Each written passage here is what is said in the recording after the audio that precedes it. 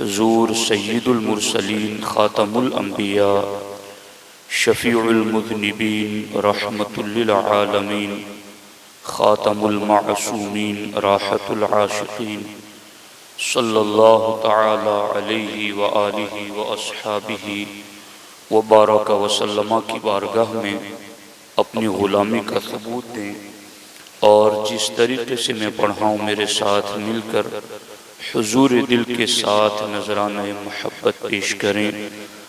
الصلاۃ والسلام علیک یا رسول اللہ، الصلاۃ والسلام علیک یا حبیب اللہ، الصلاۃ والسلام علیک یا نبی اللہ، وعلی آلک واصحابک یا نور اللہ، صلی اللہ تعالی علیہ وسلم۔ حالات کو باحیا کیسے بنائیں، اس عنوان پر آج کے اس سنی اجتماع میں چند باتیں آپ کے سامنے رکھنے کی کوشش کروں گا۔ آپ دیکھ رہے ہیں گھر کی چہار دیواری ہو یا کھلا میدان ہو یا عام راستے ہوں، ہر جگہ آپ کو بے حیائی کے مناظر نظر آتے ہیں۔ ایسے ماحول میں ہم اپنے ان حالات میں حیا کا نور کیسے حاصل کریں، خود کو اور اپنی اولاد کو، اپنے بیوی بچوں کو اور اپنے اہل ایمان دوستوں ساتھیوں تک حیا کا درس کیسے پہنچائیں، اسی کی چند تدبیریں قرآن و سنت کی روشنی میں آپ کے سامنے رکھنا چاہتا ہوں۔ معزز و مکرم ساتھیو، ہمارے آقا علیہ السلام نے ارشاد فرمایا ہے، انما بعثت لأتمم مکارم الاخلاق، اخلاق کی جتنی بھی بلندیاں ہیں ان کو مکمل کرنے کے لیے میں بھیجا گیا ہوں۔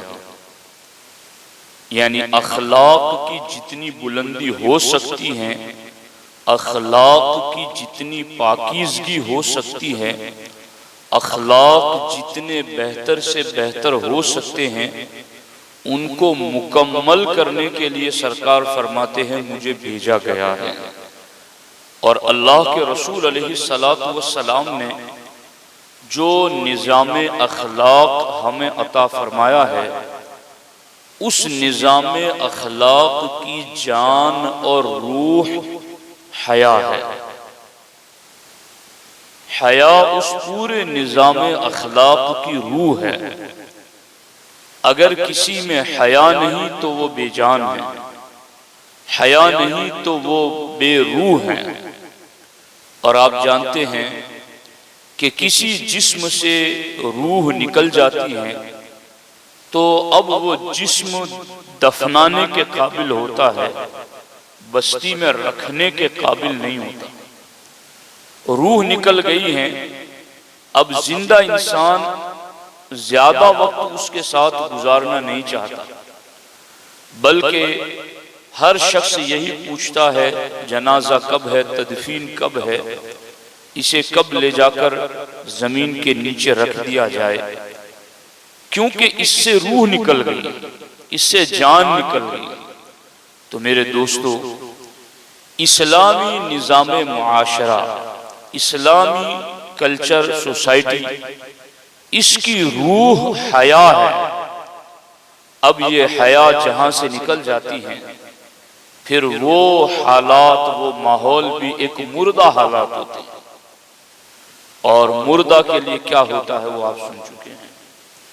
ہمارے آقا علیہ السلام نے اسی لیے ارشاد فرمایا، ان اللہ تعالی اذا اراد ان یہلک عبدا نزع منہ الحیا، کہ اللہ تبارک و تعالی جب کسی بندے کو ہلاک کرنے کا ارادہ فرماتا ہے نزع منہ الحیا، تو اللہ تبارک و تعالی اس سے حیا کو نکال لیتا ہے،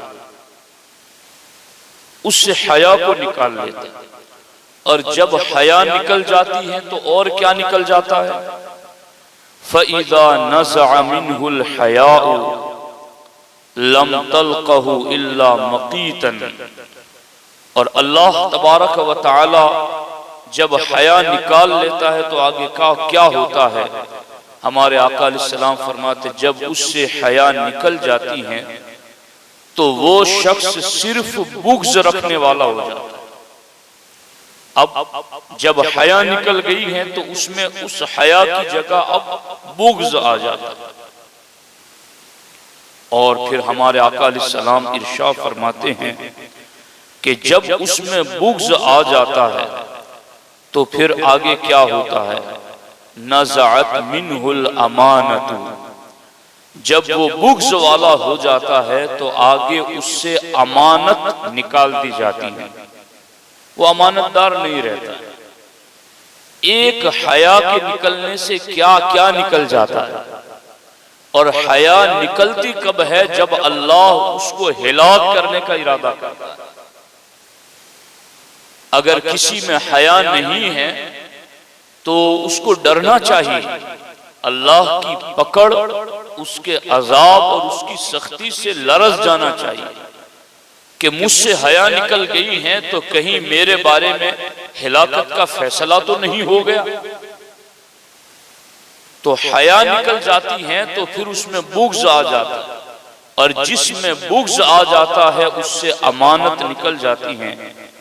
فَإِذَا نَزَعَتْ مِنْهُ الْأَمَانَةُ لَمْ تَلْقَهُ إِلَّا خَائِنًا مُخَوَّنًا، اللہ کے رسول علیہ السلام فرماتے ہیں پھر جب اس سے امانت نکال لی جاتی ہے تو وہ خیانت کرنے والا ہو جاتا ہے، خائن ہو جاتا ہے، ہر ایک معاملے میں وہ خیانتیں کرتا پھرتا۔ اور پھر جب امانت کے نکلنے پر وہ خائن ہو جاتا ہے تو پھر آگے کیا ہو جاتا ہے؟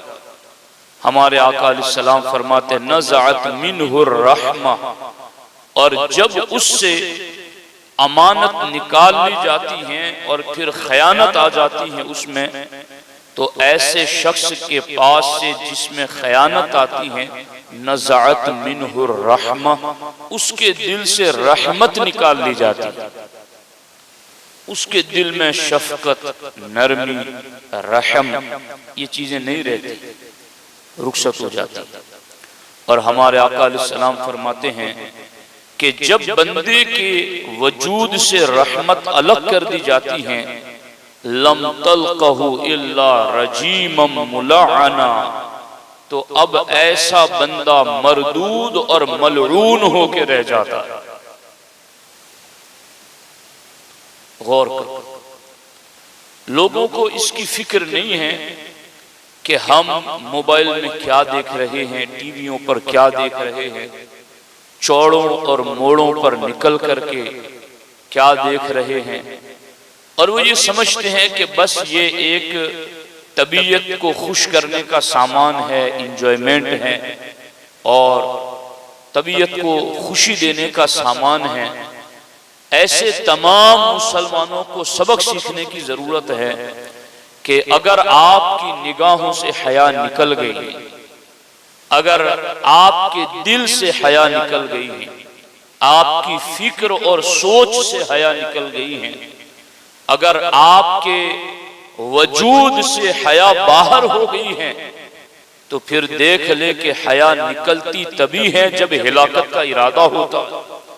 اور ہلاکت کوئی یوں سمجھے کہ میری ہلاکت یوں ہے کہ میری آنکھیں ہی اندھی ہو جائے تب میں سمجھوں کہ میں ہلاک ہو گیا۔ ارے خیانت آ گئی، یہ تیری ہلاکت آ گئی، تیرے دل سے رحمت نکل گئی، یہ ہلاکت آ گئی، تیرے دل سے امانت نکل گئی ہے، یہ ہلاکت آ گئی۔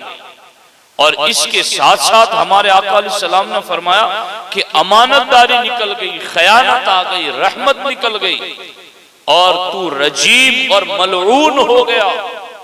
اس سے بڑی اور کیا ہلاکت ہو سکتی؟ تو کیا یہ علامتیں نہیں ہیں کہ جن کے ذریعہ ہم اپنے آپ کو پہچان سکتے ہیں کہ ہمارے اندر حیا ہے کہ نہیں؟ رحمت نہیں ہے دل میں، سمجھ جاؤ حیا نہیں ہے۔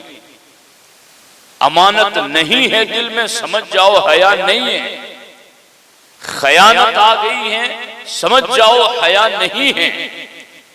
اسی طریقے سے ہمارے آقا علیہ السلام نے فرمایا کہ خیانت آ گئی ہے تو سمجھ جاؤ کہ حیا نہیں ہے۔ تو حیا کا نہ ہونا بندے کو کہاں سے کہاں تک پہنچا دیتا ہے۔ حیا نہ ہونے سے اتنا بڑا نقصان ہوتا ہے، لیکن حیا آ جائے تو پھر کیا ہوتا ہے؟ ہمارے آقا حضور سید المرسلین صلی اللہ تعالی علیہ وآلہ وسلم ارشاد فرماتے ہیں کہ حیا کا معاملہ یہ ہے کہ حیا ایمان کا حصہ ہے۔ حیا ایمان سے ہے، یعنی بندے کے دل میں ایمان جگمگاتا ہوگا تو اس کے وجود سے حیا ظاہر ہوگی۔ تو حیا ایمان کا حصہ ہے۔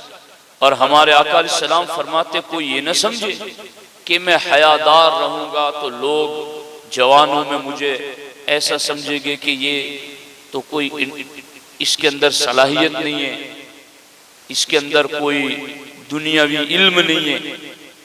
تو سرکار فرماتے ایسا نہیں ہے، ما کان الحیاء فی شیء الا زانہ، کہ جس بندے میں حیا آتی ہے حیا اسے زینت عطا کر دیتی ہے، وہ خوبصورت ہو جاتا، وہ برا نہیں ہے، وہ حیادار شخص برا نہیں ہے۔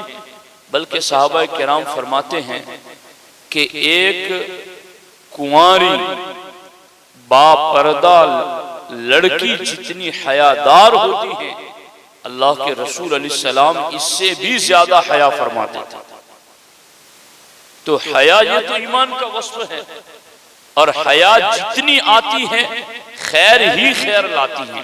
ہمارے آقا علیہ السلام نے فرمایا الحیاء لا یأتی الا بخیر، حیا جتنی بھی آتی ہے بھلائی ہی لاتی ہے۔ یعنی بندہ حیا میں جتنا آگے بڑھتا جائے گا اتنا زیادہ اس کو خیر اور برکت ملتی جائے گی۔ حیا سے مرتبہ کم نہیں ہوتا، حیا سے بندہ بے عزت نہیں ہوتا۔ حیا تو رونق ہے، حیا تو زینت ہے، حیا تو بندے کو نکھارنے والی چیز ہے۔ تو ہمارے آقا علیہ السلام فرماتے حیا تو جتنی بھی آئے گی وہ بندے کو اتنا ہی سنوار دے گی۔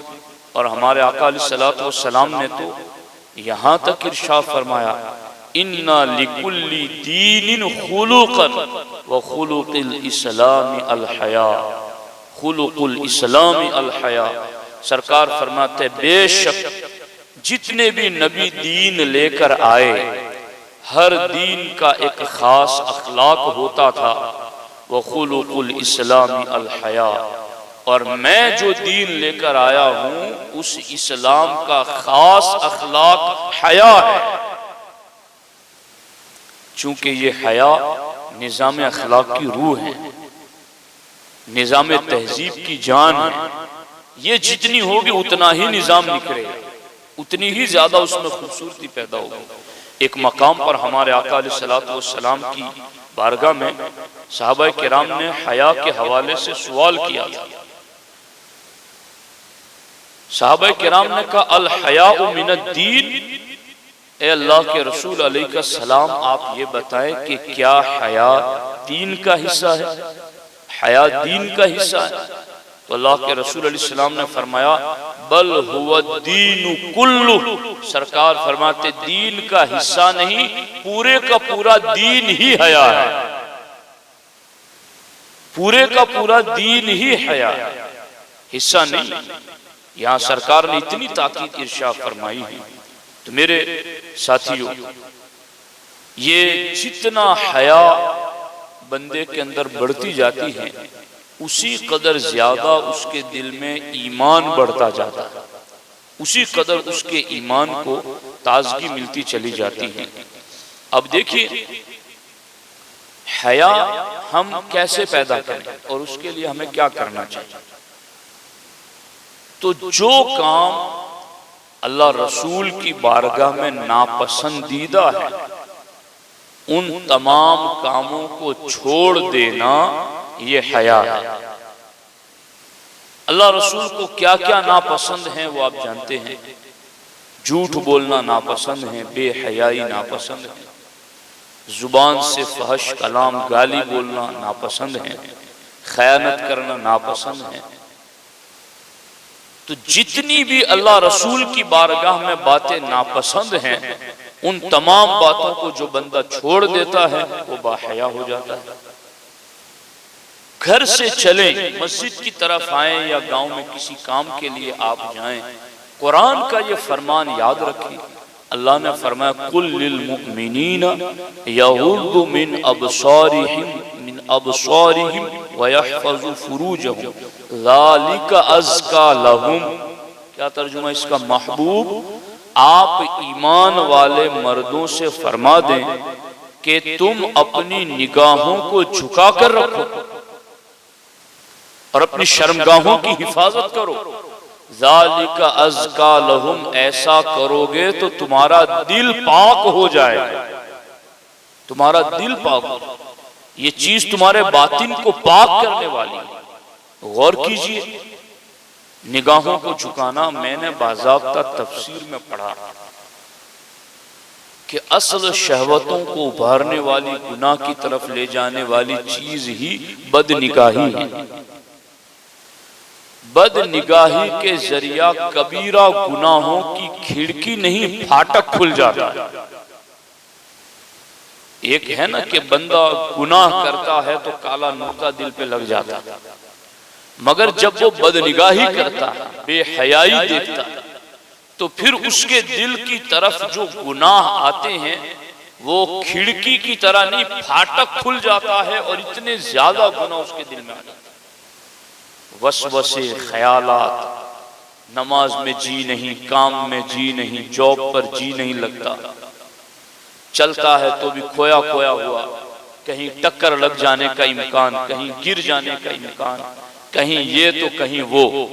یہ سارے وسوسے، خیالات جو دلوں کے اندر، ذہنوں کے اندر آتے ہیں، ایک بے نگاہی کی وجہ سے جو گناہوں کا پھاٹک کھل گیا وہ سارے اثرات دل کے اندر آ گئے اور اس کی وجہ سے اب اس کی پوری زندگی اور لائف ڈسٹرب ہو گئی. ہمارے آقا نے اسی لیے تو کہا ہے کہ حیا نکل جائے گی تو پھر سب کچھ نکل جائے گا، اور حیا آ جائے گی تو خیر ہی خیر ہے. جتنی زیادہ ہوگی حیا اتنی زیادہ زینت آ جائے گی، اتنی زیادہ خوبصورتی آ جائے گی. اور میں اس سلسلے کے اندر حدیث پاک پڑھ رہا تھا، وہ باضابطہ مشکاۃ شریف میں اس چیز کو بھی ذکر کیا گیا، اربع من سنن المرسلین، کہ 4 باتیں تو تمام نبیوں کی سنت ہیں، اور ان 4 میں سب سے پہلے نمبر پر الحیا، حیا والی صفت ہر نبی کی سنت ہے. ہر نبی کی سنت حیا. اور اللہ کے رسول صلی اللہ تعالی علیہ وآلہ وسلم نے ایک مقام پر اپنے صحابہ سے ارشاد فرمایا استحیوا من اللہ حق الحیا، فرمایا اللہ تعالیٰ سے حیا کرو جیسا حیا کرنے کا حق ہے، ایسی حیا کرو. تو صحابہ کرام نے عرض کیا انا نستحی من اللہ یا نبی اللہ والحمدللہ، اے اللہ کے رسول علیہ السلام، اللہ کا شکر ہے کہ ہم اللہ سے حیا کرتے ہیں. تو ہمارے آقا علیہ السلام نے فرمایا لیس ذالک، میری مراد یہ نہیں ہے. سرکار دو عالم صلی اللہ علیہ وسلم نے فرمایا وَلَكِنَّ مَنِ اسْتَحْيَا مِنَ اللَّهِ حَقَّ الْحَيَاءِ فَلْيَحْفَظِ الرَّأْسَ وَمَا وَعَى وَلْيَحْفَظِ الْبَطَنَ وَمَا حَوَى وَلْيَذْكُرِ الْمَوْتِ وَالْبِلَى.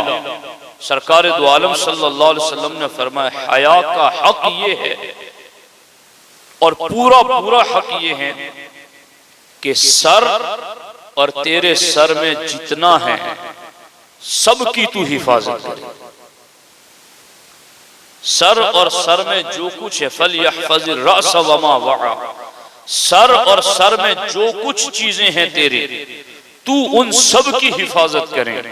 اور آگے فرمایا وَلْيَحْفَظِ الْبَطَنَ وَمَا حَوَى، اور حیا کا حق یہ ہے کہ پیٹ اور پیٹ کے اندر جو کچھ ہے سب کی تو حفاظت کریں۔ وَلْيَذْكُرِ الْمَوْتَ وَالْبِلَى، اور حیا کا حق یہ ہے کہ تو موت کو اور قبر میں گل سڑ جانے کو یاد رکھے۔ یہ ہے حیا کا حق۔ اب دیکھیں تو صحیح، یعنی صرف ظاہری نیکیاں کر لینا اور زبان سے حیا کا اقرار کر لینا پوری حیا نہیں ہے، بلکہ ظاہری اور باطنی اعضاء کو گناہ سے بچانا حیا ہے۔ سر کو غیر خدا کے سامنے سجدے سے بچائے، اور دماغ کو ریاکاری اور تکبر سے بچائے، زبان، آنکھ اور کان کو ناجائز بولنے، دیکھنے، سننے سے بچائے، یہ سر کی حفاظت ہے۔ پیٹ کو حرام کھانوں سے بچائے، شرمگاہ کو زنا سے بچائے، دل کو بری خواہشوں سے بچائے، یہ پیٹ کی حفاظت ہے۔ حق یہ ہے کہ یہ ساری نعمتیں اللہ رب العزت نے عطا فرمائی۔ تو اب ان تمام چیزوں کی حفاظت کرنا یہ حق حیا ہے۔ تو میرے ساتھیوں، حیا ایک پورا نظام کو نور بخشنے والی ایک اہم ترین اسلام کی خصوصی صفت ہے۔